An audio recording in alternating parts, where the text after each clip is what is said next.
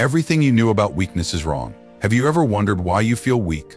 Like life's constant barrage of challenges is just too much. Here's the secret no one has told you yet.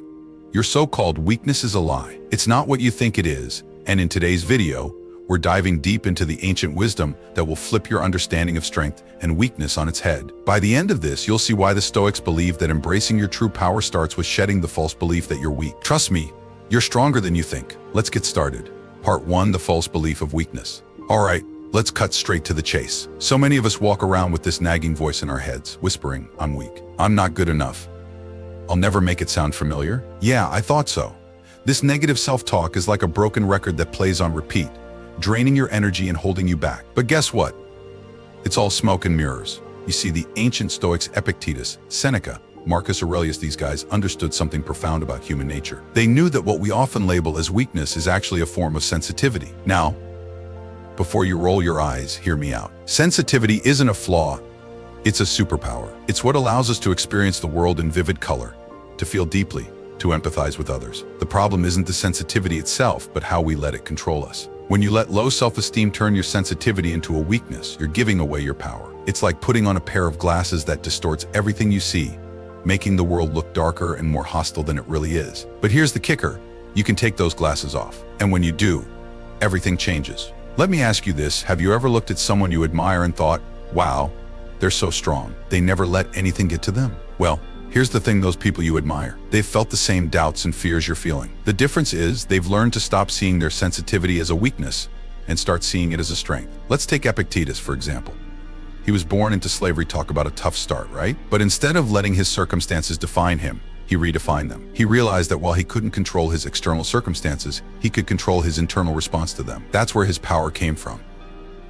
And guess what? That power is within you too. The mind is a powerful thing, and what you feed it can either fuel your strength or your weakness. The Stoics were all about controlling what goes into your mind. They believed that your thoughts are the root of your emotions and actions. If you constantly tell yourself that you're weak, your mind will start believing it, and eventually, your body and spirit will follow suit. But if you flip the script, if you start telling yourself that you are strong, resilient, and capable, your mind will begin to align with those beliefs. And trust me, when your mind is in the right place, there's nothing you can't overcome. Part 2, the Stoic secret to real strength. Now, let's talk about what the Stoics did differently. These guys were the masters of turning perceived weakness into unshakable strength. They believed that true power comes from within, from your mind, your character, and your ability to control your reactions. Epictetus, who was born a slave and became one of the greatest Stoic philosophers, put it like this: we cannot control what happens to us, but we can control how we respond. Think about that for a second. It's not the situation that makes you weak, but your reaction to it. If you're constantly worrying about things you can't control, like what others think of you, or the failures of the past, you're wasting your energy. The Stoics would tell you to focus on what you can control, your thoughts, your decisions, your actions. Let's go a bit deeper into this idea of control. Picture this, you're standing in the middle of a storm. The wind is howling, the rain is pouring down, and you're getting soaked. You can't control the storm, right? But what you can control is how you respond to it. You can choose to stand there and let the storm batter you, or you can seek shelter, wait it out, and emerge stronger. This is the essence of Stoicism, understanding that while you can't control the storm, you can control how you weather it. Seneca, another Stoic heavyweight, faced some of the most challenging circumstances you can imagine. He was exiled, forced into suicide, and yet he remained mentally strong until the very end. How? By practicing what he preached, controlling his mind and refusing to let external events dictate his inner state. He understood that true strength isn't about being invulnerable, it's about being resilient. Seneca once said, "We suffer more in imagination than in reality." Think about that. How often do we let our minds run wild with worst-case scenarios, imagining all the ways things could go wrong? And how often do those things actually happen? Not nearly as often as we fear. But by letting our imaginations run wild, we create unnecessary suffering for ourselves. The Stoics knew that by controlling our thoughts, we could minimize this suffering and build mental resilience. Now, Marcus Aurelius, the Roman emperor, who also happened to be a Stoic philosopher, had an incredibly tough job. He was responsible for an entire empire, faced constant wars, plagues, and political intrigue. But despite all that, he remained calm, collected, and wise. Why? Because he understood that his power didn't come from his title or his armies, it came from his mind. He wrote, "The happiness of your life depends upon the quality of your thoughts." That's Stoicism in a nutshell. Imagine waking up every day and deciding, today, I'm going to focus only on what I can control. I won't waste energy on what's outside my power. How freeing would that be? This is how the Stoics lived their lives, and it's how they found strength in even the darkest of times. Part 3, Practical Stoic Strategies for Everyday Strength. Alright, so how do you start applying this Stoic wisdom in your own life? It's simpler than you might think, but it does take practice. Let's break it down into some actionable steps. List your wins and losses. Start by making a list of your goals, both the ones you've achieved and the ones you've missed. This isn't about beating yourself up. It's about getting clear on what matters to you and where you've already proven your strength. Every small win is proof that you're stronger than you think. Reflect on those wins. Remember how it felt to achieve them, no matter how small. Let that feeling fuel your confidence. Set realistic priorities. Life can be overwhelming, no doubt about it. The Stoics would tell you to focus on what truly matters. Prioritize your tasks and don't sweat the small stuff. When you're clear on what's important, the noise of daily stress fades into the background. The key is to set priorities that align with your values and goals. Ask yourself, what is truly important in my life? What do I want to be remembered for? Once you're clear on that, everything else falls into place. Face your problems head on. Avoidance is the enemy of strength. If something's bothering you, don't run from it. Address it directly, but with a calm and measured approach. The Stoics believe that courage isn't the absence of fear, but the resolve to act in spite of it. When you face your problems head on, you're training your mind to be resilient. You're telling yourself, I can handle this, and with each problem you tackle, you build more strength. Control your emotions. This one's huge. The Stoics taught that our emotions are often the result of misguided judgments. If you can change the way you think about a situation, you can change the way you feel about it. Practice mindfulness, deep breathing, or even meditation to keep your emotions in check. Emotions aren't bad in themselves, but letting them control you is. The Stoics believed in acknowledging your emotions, understanding them, and then deciding how to respond rationally, not impulsively. Embrace failure as a teacher. Failure isn't the end. It's a stepping stone. Seneca famously said, "What need is there to weep over parts of life? The whole of it calls for tears," but he didn't mean this in a defeatist way. He meant that life is full of challenges, and every failure is a chance to grow stronger. When you embrace failure, you stop fearing it. You start seeing it as an opportunity to learn, to improve, and to become stronger. The Stoics believed that every setback was a chance to practice virtue, to be courageous, wise, and just. Practice negative visualization. This might sound strange, but it's a powerful Stoic technique.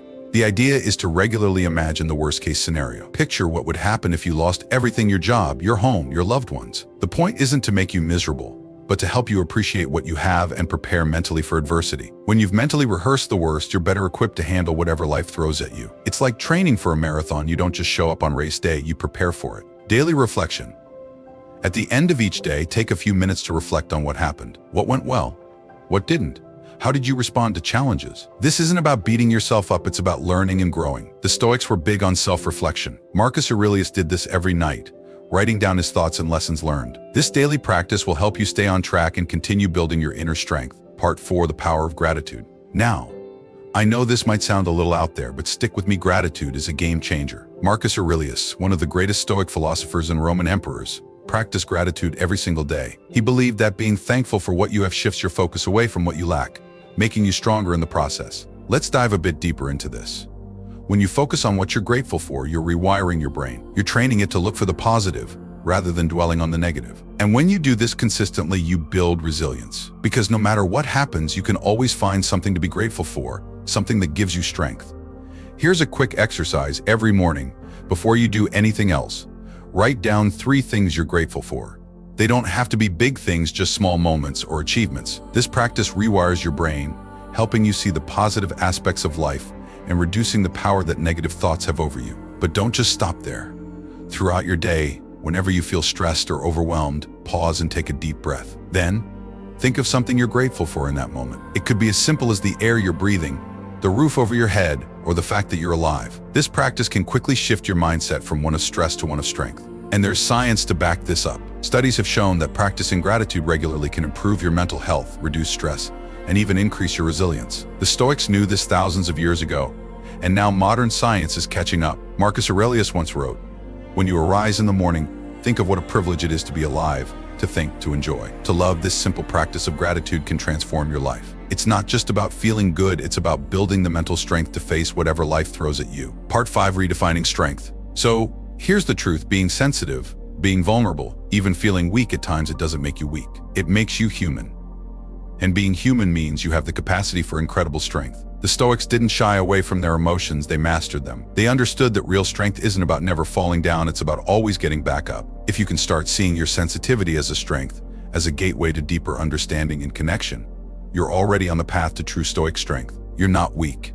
You've just been looking at your strength through the wrong lens. Let's redefine what strength means. Strength isn't about being invincible. It's not about never feeling fear, doubt, or sadness. Strength is about facing those emotions head-on, understanding them, and choosing how to respond. It's about resilience, the ability to bounce back from setbacks, to keep going even when things get tough. The Stoics believe that true strength comes from within. It's about mastering your mind, controlling your emotions, and living in alignment with your values. It's about knowing that you have the power to choose your response to any situation, no matter how difficult. And here's the thing, this kind of strength isn't something you're born with. It's something you build, day by day, choice by choice. Every time you choose to face your fears instead of running from them, you're building strength. Every time you choose to be grateful instead of complaining, you're building strength. Every time you choose to act with courage, wisdom, and integrity, you're building strength. The Stoics knew that life is full of challenges, but they also knew that these challenges are opportunities to grow stronger. They saw adversity not as something to be feared, but as something to be embraced, because it's in the face of adversity that we discover our true strength. So the next time you feel weak, remember this: you're not weak, you're human.